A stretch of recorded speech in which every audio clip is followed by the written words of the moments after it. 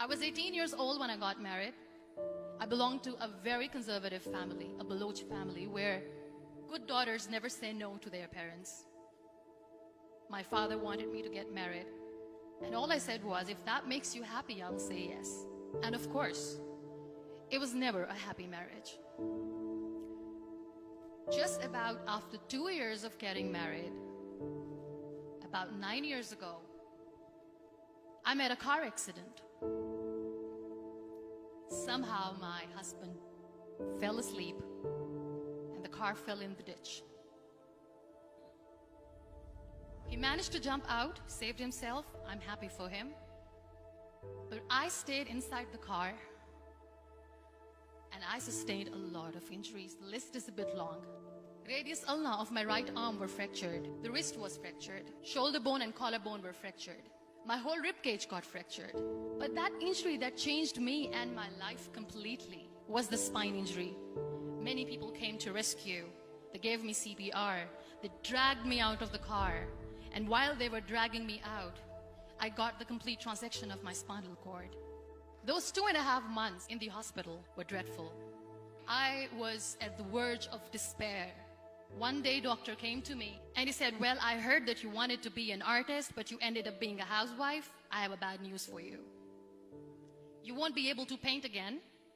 Next day, doctor came to me and said, your spine injury is so bad, you won't be able to walk again.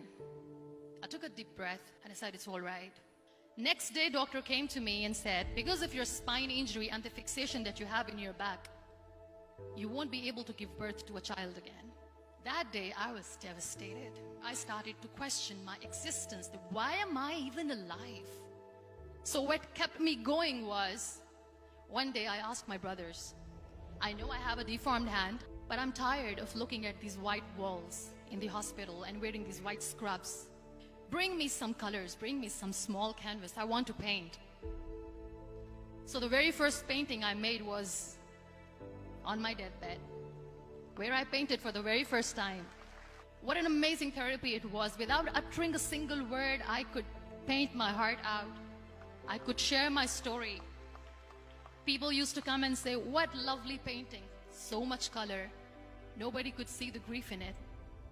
Only I could. And that day I decided that I'm going to live life for myself. I am not going to be that perfect person for someone. I am just going to take this moment and I will make it perfect for myself. That I'm going to fight my fears. So I wrote down one by one all those fears. And I decided that I'm going to overcome these fears one at a time. You know what was my biggest fear? Divorce. But the day I decided that this is nothing but my fear, I liberated myself by setting him free. And I made myself emotionally so strong that the day I got the news that he's getting married, I sent him a text that I'm so happy for you and I wish you all the best. And he knows that I pray for him today. Number 2 was, I won't be able to be a mother again. And that was quite devastating for me. But then I realized there are so many children in the world, all they want is acceptance. So there is no point of crying, just go and adopt one. And that's what I did.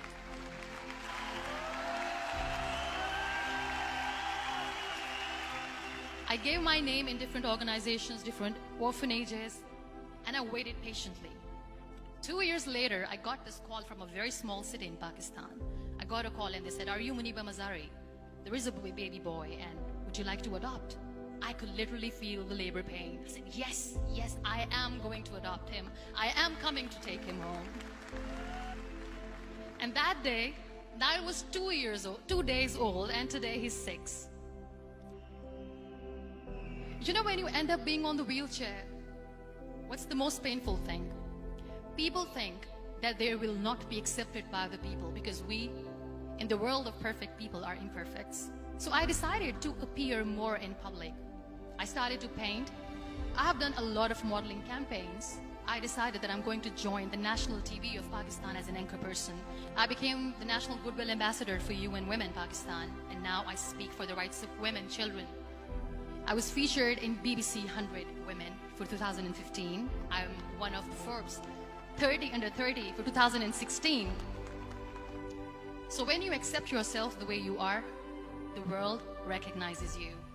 It all starts from within. We have this amazing fantasy about life. This is how things should work.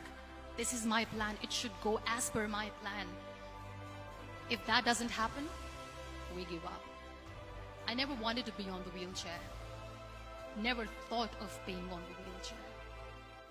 This life is a test and a trial, and tests are never supposed to be easy. So when you're expecting ease from life, and life gives you lemons, then you make the lemonade, and then do not blame life for that.